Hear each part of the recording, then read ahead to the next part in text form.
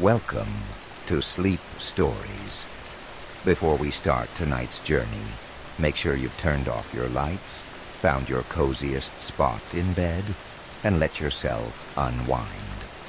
And if you enjoy drifting into a peaceful slumber with us, don't forget to hit subscribe so you never miss another tale. Now, let's begin. It was a bitterly cold night in late October when Claire pulled into the empty parking lot of the Black Hollow Sanitarium. The structure loomed before her, its jagged silhouette cutting into the darkened sky like a broken shard of glass. The sanitarium had been abandoned for nearly 3 decades, but its sinister reputation lingered like the rot on its crumbling walls. Stories of shadows that moved on their own, whispers echoing through the halls, and the tragic fate of the patients housed there had cemented its place in local legend. Claire stepped out of her car, shivering as the icy wind bit through her jacket. She'd come here not out of courage, but desperation. A freelance journalist struggling to make ends meet, she hoped an expose on Black Hollow's haunted history might finally give her career the boost it needed. Armed with a flashlight, a digital recorder, and a camera, she headed toward the building, her footsteps crunching against the gravel. The main doors were chained shut, but a side window had been pried open. Climbing through, Claire landed inside what appeared to be an old waiting room. The air was thick with the scent of mildew and decay. Her flashlight revealed torn furniture, peeling wallpaper, and graffiti scrawled across the walls. She took a deep breath to steady herself and pressed the record button on her device. This is Claire Morgan, reporting from Black Hollow Sanitarium. The building has been abandoned since 1996, but its dark history continues to captivate the public imagination. Tonight, I will document the truth behind the tales. She moved cautiously down the hallway, her flashlight cutting through the oppressive darkness. The beam caught glimpses of rusted gurneys, shattered glass, and medical charts strewn across the floor. As she turned a corner, she felt an unexplainable chill. It wasn't the cold air, but something deeper, a sensation that seemed to seep into her bones. "What am I doing here?" she muttered under her breath. The answer came not from her own thoughts, but from a distant sound, a faint, rhythmic tapping.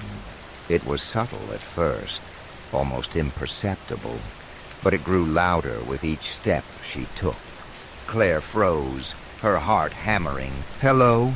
she called out, her voice echoing down the hall. There was no response, only the tapping, which seemed to retreat further into the building.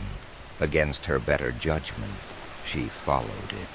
The sound led her to a staircase descending into the basement. Her flashlight flickered, casting erratic shadows on the walls. She hesitated, but the need to uncover something tangible, proof that she could use, pushed her forward. The basement was even colder than the upper floors. The walls were lined with rusted pipes, and puddles of stagnant water reflected her flashlight beam.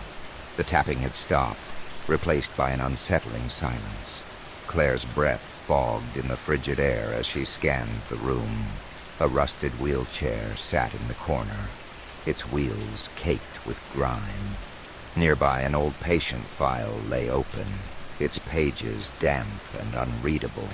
As she knelt to examine it, a sudden noise startled her, a sharp metallic clang that reverberated through the basement. She spun around, her flashlight catching nothing but empty space. "Is someone there?" she demanded, her voice trembling.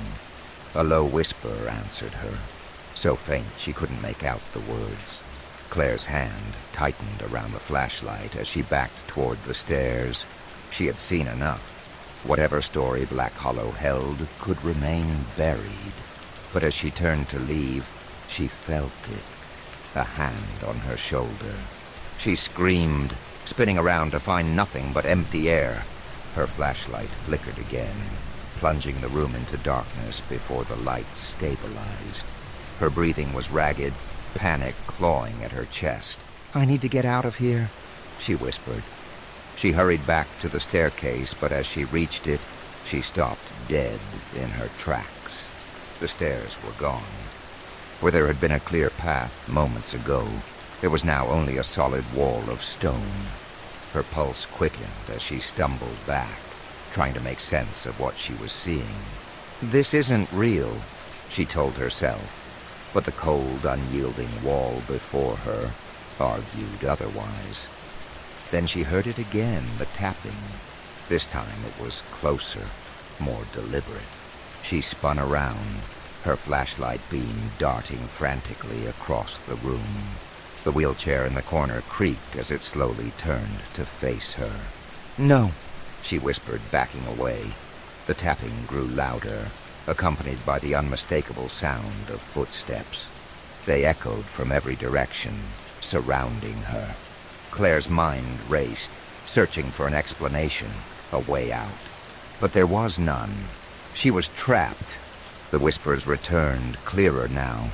They were voices, dozens of them, overlapping in a cacophony of anguish. Words began to emerge from the chaos. "Why did you leave us? Help us. We're still here." Claire covered her ears, trying to block out the sound.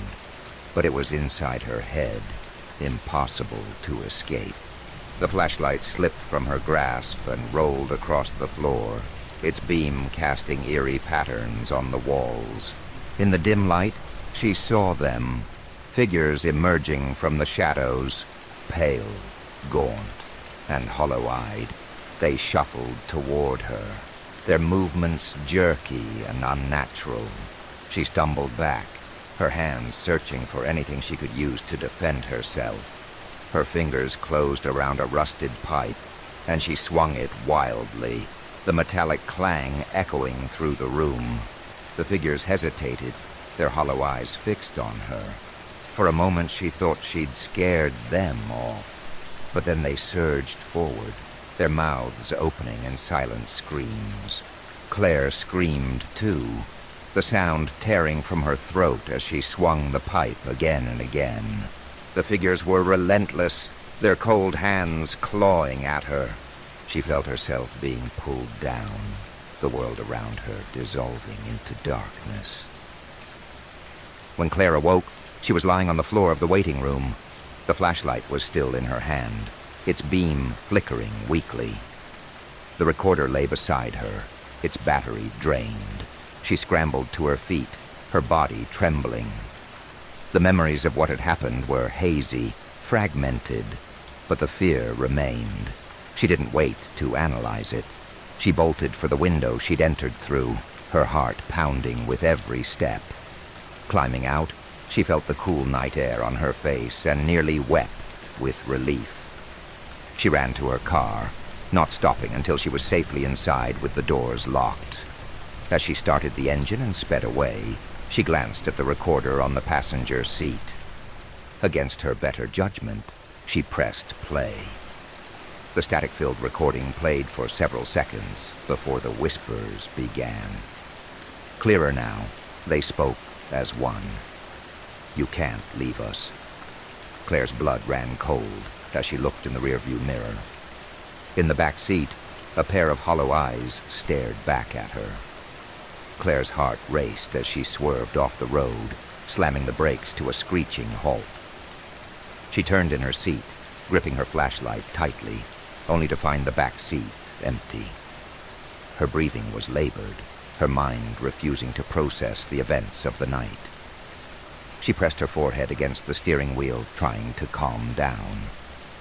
The recorder began playing on its own, emitting static followed by a chorus of overlapping voices.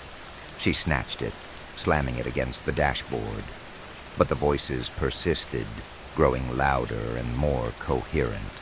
Words like guilt, abandoned, and suffered filled the small space of the car. Claire screamed, throwing the recorder out of the window. It landed in the dark, the sound fading into the night. Her car wouldn't start again.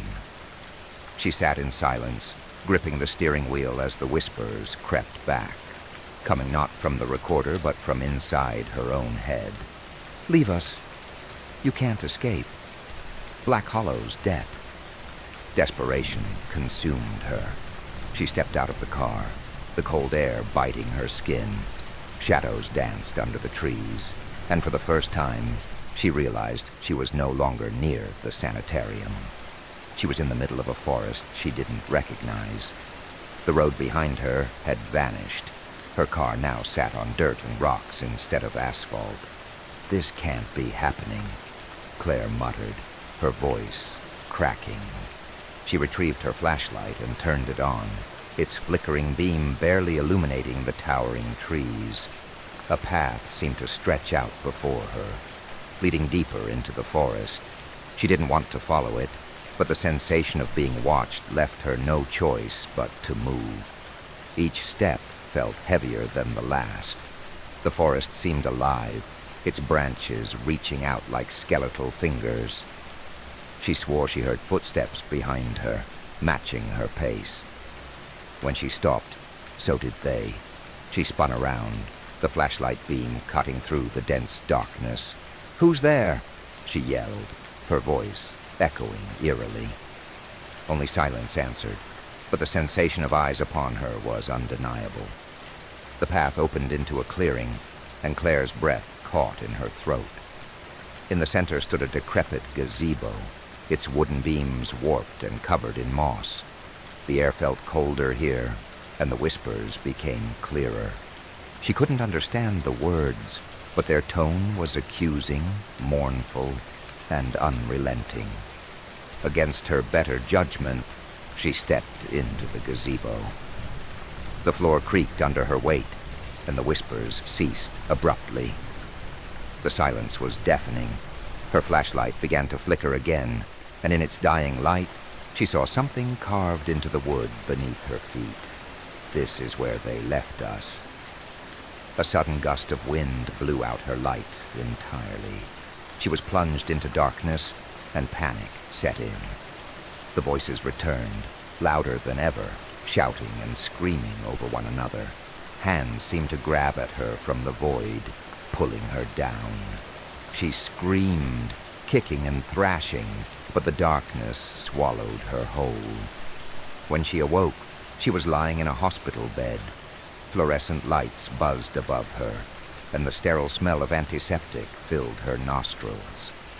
A nurse appeared, smiling kindly. "You're awake. We found you unconscious near Black Hollow Sanitarium. You're lucky someone spotted your car on the side of the road." Claire tried to speak, but her throat was dry. The nurse handed her a cup of water, and she drank greedily. "You've been out for a while," the nurse continued. "Do you remember what happened?" Memories flooded back in fragments. The sanitarium, the basement, the whispers, the forest, the gazebo. Claire shook her head slowly, not trusting herself to explain. "You need rest," the nurse said, patting her arm. "The police might have some questions for you later. Try to relax." As the nurse left, Claire's eyes drifted to the corner of the room. A wheelchair sat there, its wheels slightly caked with grime. Her heart skipped a beat, and her breathing quickened. The whispers began again, faint but unmistakable. "You can't leave us." Claire's scream echoed through the halls of the hospital, and the lights flickered ominously overhead.